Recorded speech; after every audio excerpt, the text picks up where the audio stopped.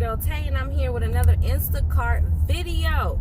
So you guys know what to do. First things first, definitely make sure you smash that like button. As always, comment down below, subscribe if you haven't already, plus push your post notification bell button so that way anytime I upload a video, you shall be notified. Excuse my language on this one, but let me tell y'all, it is hotter than Satan's ass hairs out here. It is hot. Okay, I am burning. I'm on my way to pick up my son, but I wanted to talk to you guys about this email that I received. I'm pretty sure a few of you have received it because it takes a while for them to send emails, updates and stuff to different cities and states or whatnot. But I received this email, which I will be putting on the screen for you guys to see. Basically talking about these new shopper perks that they're supposed to be implementing come, I believe, September 1st or September 3rd. Now, it doesn't really give a whole lot of information on how to access these perks, but it just gives you a brief description of what they are. So going off the top of my head, I know that the first one was some type of insurance that covers you in the event that you have an accident while shopping for a batch or while delivering a batch. I believe it covers you for up to $1 million in damages. I believe that's what it said in the email. The second thing is care.com, which I'm familiar with that site, but it's basically a site where you go to find caregivers for either your children or if you have elderly parents or family members, you know, who need a little bit more assistance in their daily living. Care.com is now going to be one of the shopper perks. And then the last one, well, actually there was two more. There was care.com. I know one of them, it was peanut butter something, but basically it's something about helping you repay your loans if you have any student loans, and some type of services revolving around helping you take care of your student loans. Then there was one more, but I really honestly can't remember what it is. What's the other one? Oh, Stride, which is basically like healthcare benefits. I've actually seen Stride on a couple of the other platforms like Uber Eats and all that. Now, like I said, the only thing that's missing from this email is it doesn't tell you how to access it. It doesn't tell you if you're going to be receiving any type of, if you have to pay for these services, because that was my next question. For the insurance to cover me just in case I'm involved in an accident while I'm delivering or shopping for a batch, is that like a monthly thing? Do I cover the premium? Is that something that they're covering? You know, they're offering child care. I want to know all the details, which they really didn't give us too much of anything regarding that.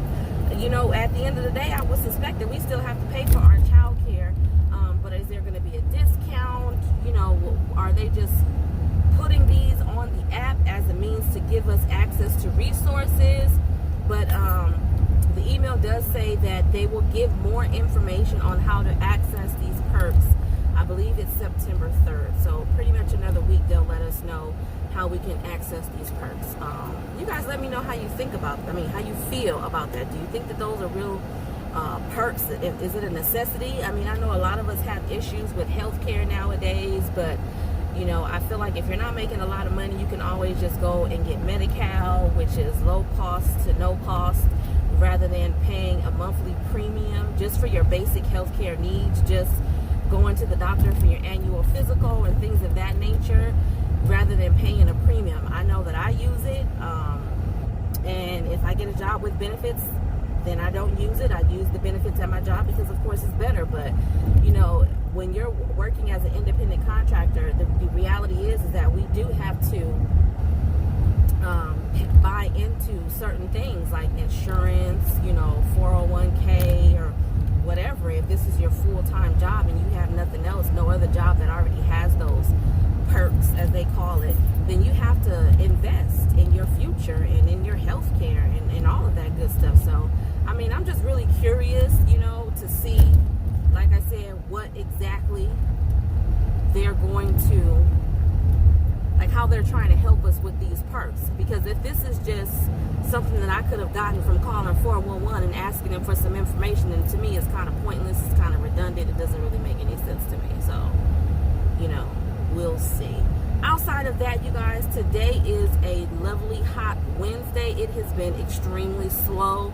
I started out doing Uber Eats today because there really wasn't a whole lot of action going on with Instacart.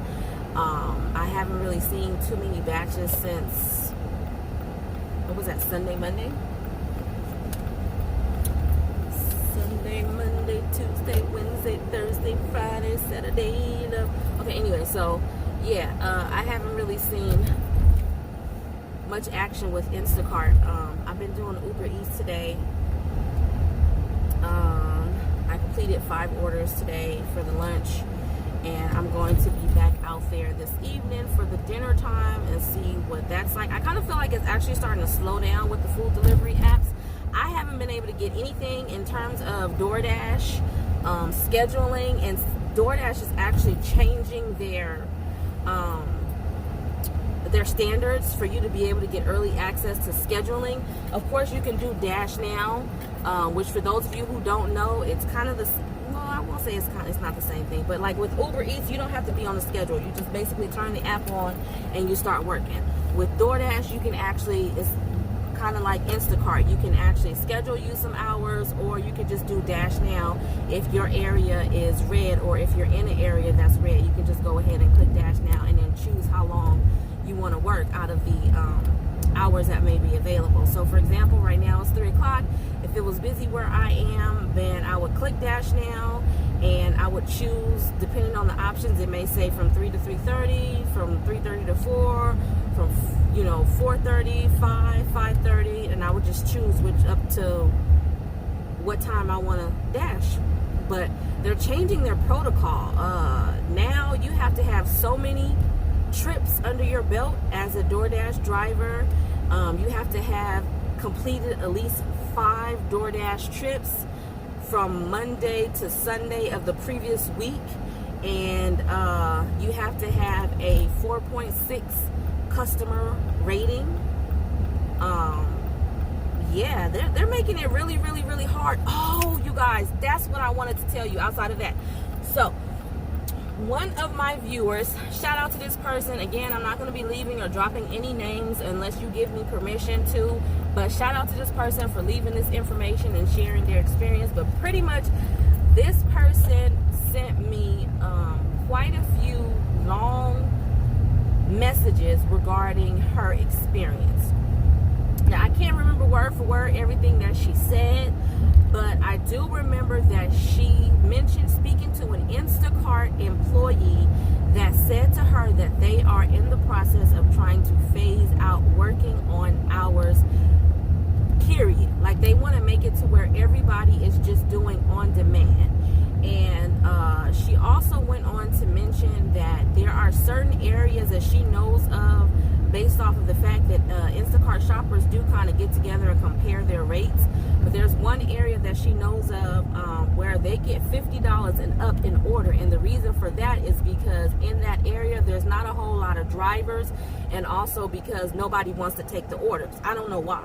But she mentioned that she wished that in wherever area she is, that she wished the Instacart drivers or shoppers would actually hold out on picking orders, because when you hold out on picking the orders, they automatically bump it up, which I've seen that, you know what I mean? They'll bump it up. I actually witnessed that myself the last time I was doing on demand and checking for orders.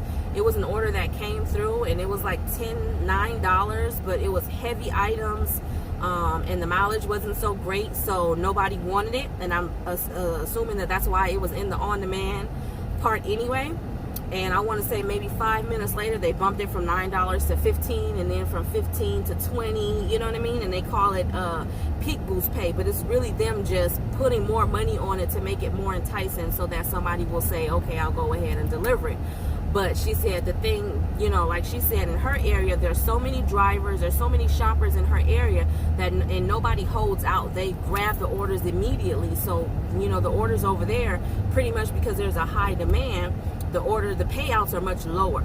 So you guys let me know if you've experienced anything like that. I know that for a fact in my area where I'm at, which is why I added other regions, there are so many drivers. There's about 1,400 drivers in my region. However, in some of the other regions that I signed up, there's like 500 drivers in one region. I think there was another one where there was 300 drivers, and it'll tell you in in the app, how many drivers are in that region. So you guys let me know. I don't want to make this video too long, but I did want to come on and share that information with you. Like I said, shout out to that viewer who left that information. That's not the first time that I've heard that somebody actually, that Instacart is actually trying to phase out us working off of hours, and they want to make it to where everybody is pretty much just doing on-demand batches.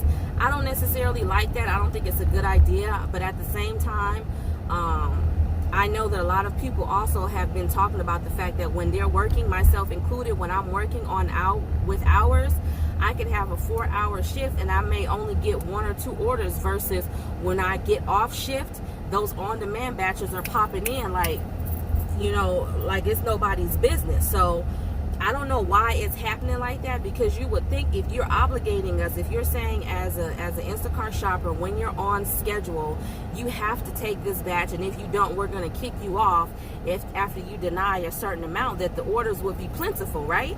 But it's not like that. I've waited sometimes 2-3 hours before getting my first batch, and then they'll send me a batch in my last hour. And then it's not worth it. It's like $7. So I pretty much got paid $7 for 4 hours of being on shift. You know, the other question I have though is, if they did do that, if they did phase out us working on shift, working with hours, then what standards are we going to have to uphold for that? Meaning, you know, now we can't do, there's no more reliability incidents because we're basically on demand, right? So, I mean, what else is there? Are they going to be more strict with our ratings, our customer ratings? Is there going to be a certain amount of batches you can receive or accept a day or not? You know, like, what are the rules and regulations for that, if that's really truly what's going on? You guys let me know if you've spoken to any Instacart employees lately. I myself have not heard that, and I've spoken to quite a few Instacart employees. I've actually never asked either. So, you know, like I said, I've heard it before. But I am her at my son's school, and like I said, I don't want this video to be too long, but I just wanted to come on and share that information with y'all and see how y'all feel. Do y'all think these shopper perks are worth it? Does it really not matter to you? Are any of you in an area where they've already rolled out the shopper perks? And what do you think about them, if that has happened? And yeah, if you guys have heard anything about them trying to phase out hours and make us all just on demand, let me know. But I'm going to get out of here, and I'm going to tell you guys, as always, remember to live, love, elevate, and I'll see you guys in the next video. Peace.